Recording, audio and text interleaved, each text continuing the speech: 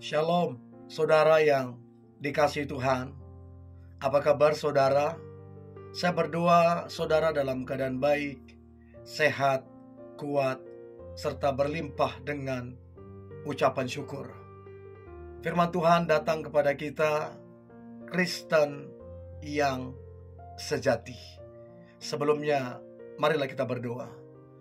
Tuhan Yesus yang baik, terima kasih buat anugerah Tuhan, kasih setia Tuhan yang berlimpah-limpah atas kehidupan kami.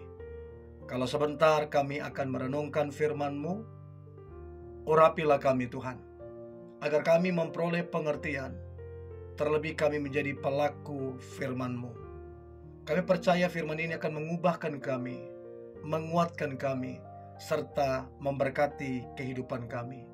Di dalam nama Tuhan Yesus, kami dengarkan firman-Mu. Haleluya, amin. Kristen yang sejati. Mazmur 42 ayat yang kedua sampai ayat yang ke-6. Mazmur 42 ayat yang kedua sampai ayat yang ke-6. Demikian firman Tuhan. Seperti rusa yang merindukan sungai yang berair, demikianlah jiwaku merindukan Engkau, ya Allah. Jiwaku haus kepada Allah yang hidup. Bilakah aku boleh datang melihat Allah? Air mataku menjadi makananku siang dan malam, karena sepanjang hari orang berkata kepadaku, di manakah Allahmu? Inilah yang hendak ku ingat, sementara jiwaku gundah gulana. Bagaimana aku berjalan maju dalam kepadatan manusia, mendahului mereka melangkah ke rumah Allah dengan suara sorak-sorai dan nyanyian syukur, dalam keramaian orang-orang yang mengadakan perayaan. Mengapa engkau tertekan, hai jiwaku, dan gelisah di dalam diriku? Berharaplah kepada Allah, sebab aku akan bersyukur lagi kepadanya, penolongku dan Allahku. Saudaraku, ada hal yang menarik di sini. Dikatakan seperti rusa yang merindukan sungai yang berair. Sejenak kalau kita merenungkan, kenapa disebutkan seperti rusa? Kenapa tidak disebutkan hewan yang lain? Seperti kelinci misalnya, seperti buaya misalnya.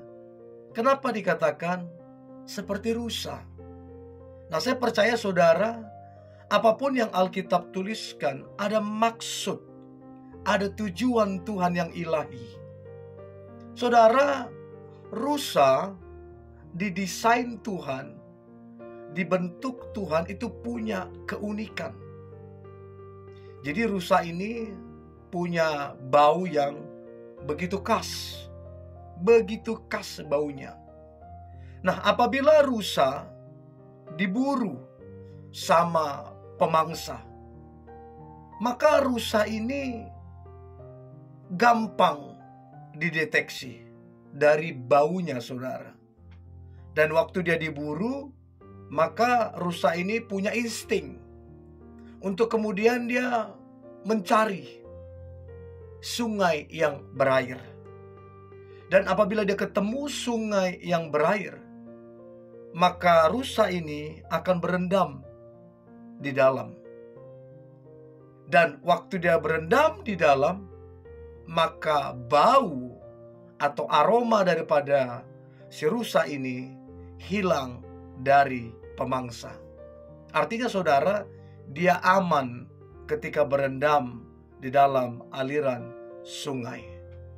Saudara, seperti rusa kita digambarkan. Demikian juga saudara, kita ini hanya aman ketika kita berada di dalam dan kita tenggelam di hadirat Tuhan.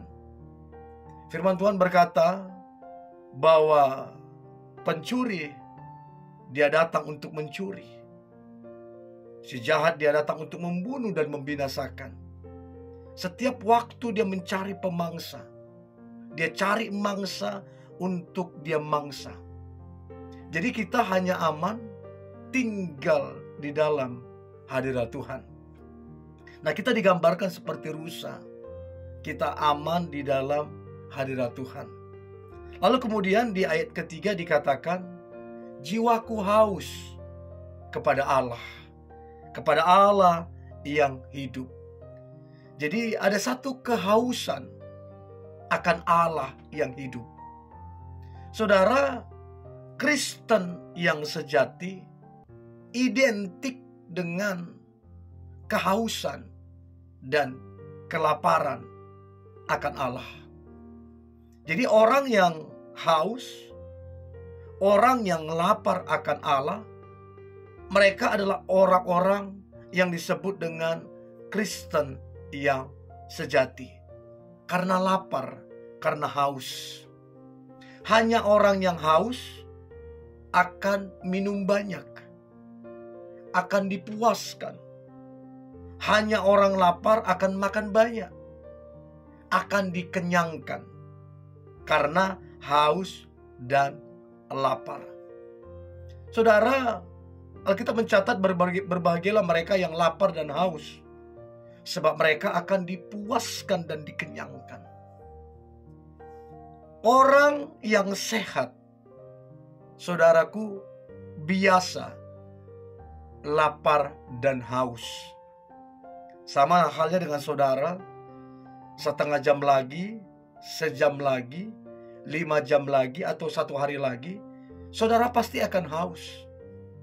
Saudara pasti akan lapar. Menandakan saudara itu sehat.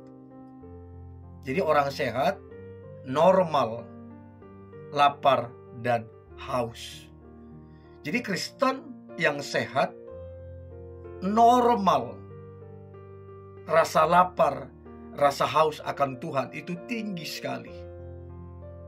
Nah, saudaraku, siapakah orang-orang yang tidak lapar? Orang-orang yang tidak haus? Maka minimal ada 2. Orang-orang yang tidak lapar, orang-orang yang tidak haus. Yang pertama adalah orang yang sakit. Orang yang sakit, rasa laparnya, rasa hausnya itu berkurang. Gak ada orang dia sakit nih, tambah doyan makan. Gak ada, saudara. Rasa laparnya itu berkurang. Jadi orang-orang yang tidak lapar, tidak haus akan Tuhan adalah orang-orang yang sakit sebenarnya kerohaniannya. Sebab tidak lapar dan tidak haus. Kerohaniannya sakit, tidak sehat. Orang sehat, normal, lapar dan haus. Nah, yang kedua, saudara, siapakah yang tidak lapar dan yang tidak haus? Yang kedua, saudara, adalah orang mati. Orang mati tidak lagi punya rasa lapar, tidak lagi punya rasa haus. Jadi Kristen yang tidak lapar, yang tidak haus akan Tuhan, itu kerohaniannya mati, saudara. Berapa banyak orang sudah tidak lagi antusias mengikut Tuhan, sudah lagi tidak antusias melayani Tuhan, beribadah tidak lagi antusias, tidak lagi menghormati Tuhan, tidak ada lagi rasa respek akan Tuhan, sudah tidak lagi lapar, sudah tidak lagi haus akan Tuhan. Jadi orang yang tidak lapar, yang tidak haus, yang pertama, orang yang sakit kerohaniannya. Yang kedua yang lebih parah adalah orang yang mati kerohaniannya. Dan saya berdoa, saudara tidak tergolong dari 2 hal ini. Kita adalah orang-orang yang kemudian lapar dan haus akan Tuhan. Dan orang yang lapar dan haus akan dipuaskan dengan hadirat Tuhan, akan dikenyangkan dengan hadirat Tuhan. Sehingga orang itu akan berlimpah dengan damai sejahtera, berlimpah dengan sukacita, berlimpah dengan joy yang daripada surgawi. Sehingga orang tersebut menjadi orang yang paling berbahagia. Saudara, tokoh saudara yang paling mengerikan, yang paling malang adalah ketika kita kehilangan damai sejahtera, ketika kehilangan sukacita, bahkan ketika kita kehilangan hadirat Tuhan. Itu adalah hal yang paling mengerikan. Untuk itu saudara, firman Tuhan ini datang untuk mengingatkan kita, atau bahkan menegur kita. Kembalilah kepada kasih kita yang semula. Menyala-nyalalah kembali kepada Tuhan. Biarlah rasa lapar itu terus terjaga. Biarlah rasa haus itu terus terjaga. Sehingga kita menikmati kelimpahan dari sukacita, kelimpahan dari damai sejahtera. Sehingga kita menjadi orang-orang yang paling berbahagia di muka bumi ini. Dan doa saya, saudara tidak kehilangan yang terbaik di dalam kehidupan ini. Berbahagialah saudara yang sampai hari ini masih lapar dan haus akan Tuhan. Hidupmu pasti diberkati Tuhan. Engkau pasti penuh dengan damai sejahtera. Engkau pasti penuh dengan sukacita, kemenangan, dan berkat yang daripada surgawi. Tetap sukacita, tetap bersemangat. Mari kita berdoa. Tuhan Yesus yang baik, terima kasih buat hari ini. Kami diingatkan, bahkan kami ditegur untuk rasa lapar dan haus itu terus ada di dalam diri kami. Kami merindukan Tuhan setiap waktu, sehingga dalam kekristenan kami menjadi Kristen-Kristen yang dewasa, menjadi Kristen yang sejati di hadapan Tuhan, menjadi Kristen yang menyenangkan hati Tuhan dan menjadi berkat.